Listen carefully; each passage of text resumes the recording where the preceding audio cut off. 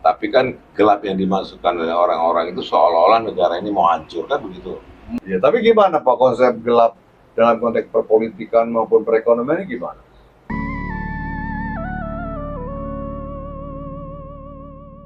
Ini ada yang menarik nih Pak, tagar Ya. tentang Indonesia gelap. Oke. Gelap nggak sih Indonesia?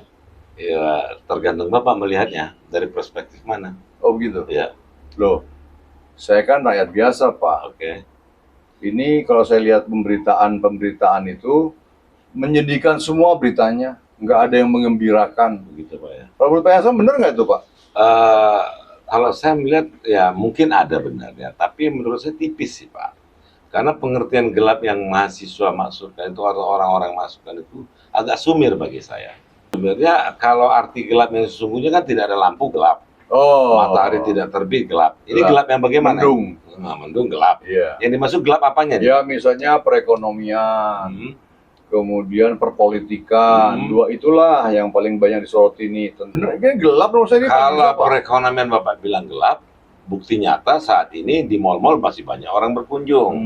Tempat-tempat belanja penuh, Ya. orang pergi ke pasar juga masih banyak.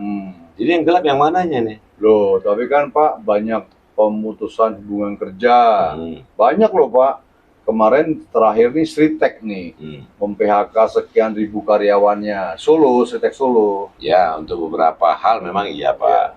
Tapi kan gelap yang dimasukkan oleh orang-orang itu seolah-olah negara ini mau hancur, kan begitu. Ya, tapi gimana Pak konsep gelap dalam konteks perpolitikan maupun perekonomian ini gimana? Lah ya, kalau menurut saya nggak ada yang gelap Pak. Nggak ada ya? Indonesia sedang dalam keadaan bergerak maju.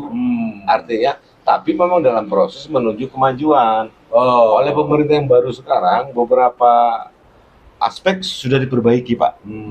Misalnya aspek apa coba? Aspek penerapan hukum, ya kan? Kan RUU perampasan aset masih RUU terus Pak. Ya, Kan belum jadi itu UU, memang belum jadi jadi undang-undang. Artinya Pak Prabowo sudah bisa membuktikan bahwa para koruptor ditangkap.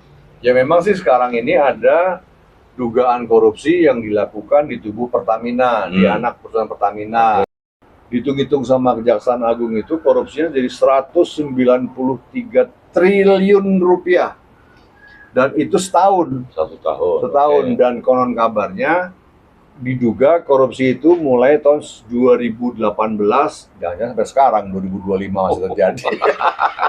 Oke. Kan dahsyat Pak. Iya. Iya. Nah ini yang dianggap oleh masyarakat, kalau begini sih Indonesia bakal gelap nih kalau korupsinya masih gila-gilaan kayak gini Pak. Gimana? Kalau itu saya setuju sih kalau dibilang kalau akan gelap. Tapi kan saat ini pemerintah juga tidak diam saja Pak, sudah melakukan langkah-langkah. Artinya di era Pak Prabowo sekarang ini, beliau itu kan sudah menjamin bahwa dia akan bekerja dengan sungguh-sungguh untuk rakyat. Melawan korupsi. Melawan ya. korupsi, Betul, ya. ya. Tapi kalau yang terjadi itu kan bukan di era dia Pak. Betul, kan Pak Prabowo baru 100 hari lebih nih. Ya kan? Iya, baru Kejadian 3 itu kan di era 2 periode Pak Jokowi. bulan. Dan sebelumnya, diduga ya. Iya. Betul. Artinya tindakan korupsi itu kan sudah kumulatif dari beberapa tahun Pak. Iya. Artinya kita nggak bisa juga mengatakan pemerintah itu salah total, ya kan? Jadi kalau memang digelap, gelap mananya gitu loh. Apanya yang gelap? Ya ini Pak, masyarakat menduga kalau korupsi ini tetap terjadi seperti sekarang ini dan bahkan mungkin semakin besar, ini kan bisa menggerus kekayaan negara Pak, menggerus kekayaan negara. Maksudnya termasuk udah tidak tentu kesejahteraan masyarakat akan tergerus terus gitu. Ya. Harusnya semakin meningkat kesejahteraannya gara-gara ada korupsi yang dahsyat-dahsyatan ini triliun-triliun rupiah. Ya. Sehingga ya semakin jauh dari pencapaian kemakmuran masyarakat. Nah kira-kira kalau Mbak Hasan, bagaimana sih sebetulnya negara ini melawan korupsi Pak? Ya sebetulnya pemerintah wajib hukumnya memperbaiki aparaturnya Pak. Terutama aparatur hukum. Ya. Aparatur penegak hukum. Penegak hukum dalam hal ini kepolisian, Ya. kejaksaan, kehakiman, begitu juga KPK misalnya. Iya, betul.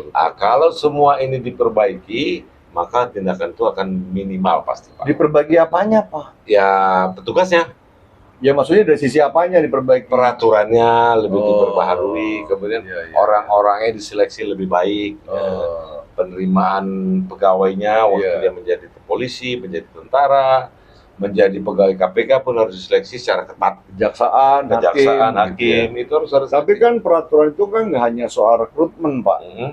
Yang lebih berbunyi lagi adalah perundang-undangannya nih. Undang-undang tentang upaya melawan korupsi di negeri kita tercinta ini. Bagaimana kamu Pak Yansen? Undang-undang apa yang mesti kita buat gitu loh, Pak? Ya sekarang kan sudah ada RUU perampasan aset, walaupun belum diundangkan. Masih RUU. Udah lama loh Pak itu Udah di lama, DPR ya, ya. masih di DPR gitu. Artinya mungkin saja ini kemungkinan Pak Prabowo belum sampai ke sana pikirannya. Lah masa belum Presiden udah membaca berita Ya. RUU perampasan aset harus segera menjadi undang-undang perampasan aset kan begitu. Ya. Tapi kan sudah banyak yang ditangkap Pak di era dia berapa bulan ini. Walaupun belum pakai RUU perampasan aset ya. Perampasan aset. Iya. Memang kita harapkan perampasan aset. kita harapkan memang peraturan itu lebih keras lah terhadap para koruptor ini. Ya. Cuma memang Pak kalau mau diterapkan secara keras, memang negaranya harus bubar. Kok bubar enggak lah. Indonesia harus tetap ada Pak. Gitu. NKRI itu harga mati. Negara Kesatuan Republik Indonesia ini harus tetap ada. Ya. Dan semakin makmur, semakin sejahtera harusnya. Iya. Ini gara-gara kasus korupsi, makanya lahirlah tagar Indonesia gelap, Indonesia menderita, Ya. Indonesia darurat korupsi. Ya. Kan luar biasa Pak. Iya memang sih. Ya. Tapi kalau kita mau lihat juga Pak, jujur aja ini mengatakan di mana sih negara yang bebas dari korupsi? Ya memang secara mutlak Ya. tidak ada negara yang bersih 100% dari korupsi. Ya. Tapi di negara kita ini dugaannya korupsi itu memang dilakukan secara masif. Jadi kalau hukumannya tidak diperberat, tidak menjerakan, tidak buat orang kapok, tidak mengerikan bagi para pelaku, Indonesia gelap Pak. Gelap Indonesia Pak. Ya, iya. Gelap lah. Orang akan semakin banyak melakukan korupsi gimana? Ya, ya. Gelap nggak kalau gitu Pak? Kalau gitu memang gelap memang. Nah, tapi yang kita lihat saat ini kan belum bisa lah dikatakan gelap. Karena negara pun dalam hal ini pemerintah yang baru bukannya menerima itu Pak tindakan koruptor. Beliau juga masih siap untuk melawan koruptor. Cuma masyarakat yang ada ini kan kurang sabar menunggu gitu aja. Iya, Mbok agak sabar lah. iya. Sabar. Kita lihat dulu sepak terjangnya pemimpin yang baru ini. Jadi kelihatan ada upaya serius gitu Pak. Serius sudah Dan ada. mengungkapkan korupsi di tubuh Pertamina baru-baru ini. Iya, Kemudian melanjutkan proses impor gula. betul. Kemudian akan diduga nih masih banyak loh Masih Pak. banyak, Calon-calon ya. koruptor yang akan Betul. ditindaklanjuti gitu. Nah, itu kan pelan-pelan ditangkepin nanti semua. Ya mudah-mudahan sih istilah tagar Indonesia gelap itu hanya seperti kata-kata yang tidak bermakna ya. Kalau kemudian pemerintah sekarang betul-betul ingin membalikkan keadaan Iya. dari negara yang dikenal sebagai negara terkorup katakanlah di Mhm. muka bumi ini, Ya. jadi tereliminasi itu korupsi-korupsi itu, Ya.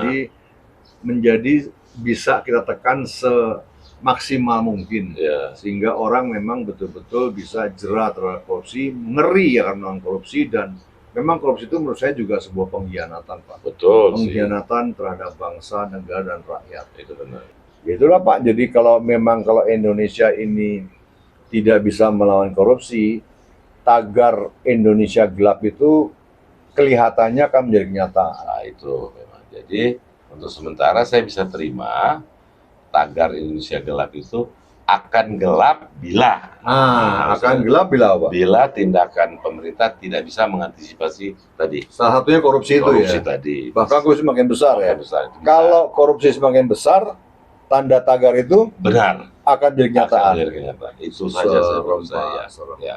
Tapi semoga Pak Prabowo saat ini kan sudah memang betul-betul menggebu-gebu mau berantas korupsi Pak. Iya. Kita tunggu aja dulu. Iya ya. Ya. Mudah-mudahan diikuti dengan perubahan-perubahan perangkat alat-alat melawan korupsi itu. Iya. RUU perampasan aset Eh. segera menjadi undang-undang perampasan aset. Ya. Apalagi pakai apa? Apalagi misalnya restrukturisasi kepolisian, Saya kebersihan, termasuk TNI, TNI. direstrukturisasi lagi. Nah, Apa juga, jadi kemudian dilakukan dengan reformasi birokrasi ASN. ASN, Itu hebat Pak ya. itu dia, termasuk KPK kalau perlu direformasi, Reformasi. lagi. Ya. Undang-undang KPK mungkin perlu dirubah lagi tuh Pak. Dirubah. Kembalikan Ya, kasarnya. kasarnya. Atau lebih diperkuat. Lebih kuat. Betul, betul, betul. Itu ya tinggal kalau kita lihat sekarang, sementara kita lihat kan Pak Prabowo ini nyalinya besar nih Iya. untuk memberantas itu. Kayaknya ya, kelihatannya ya. Kelihatannya Iya. nyalinya besar. Beda sama pemerintah sebelumnya. Iya. Nah, Pak Jokowi kemarin kan banyak diam. Iya. Dia hanya kerja, ternyata dia lupa banyak korupsi. Iya.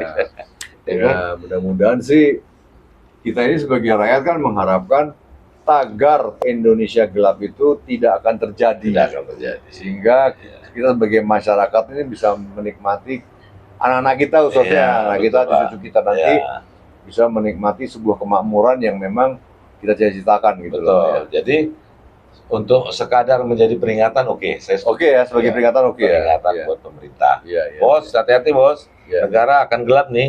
Kalau you nggak bisa mengatasi ini. Kira-kira gitu, betul Pak. Pak, betul. Jadi peringatan. Peringatan ya. Ya, peringatan boleh Pak.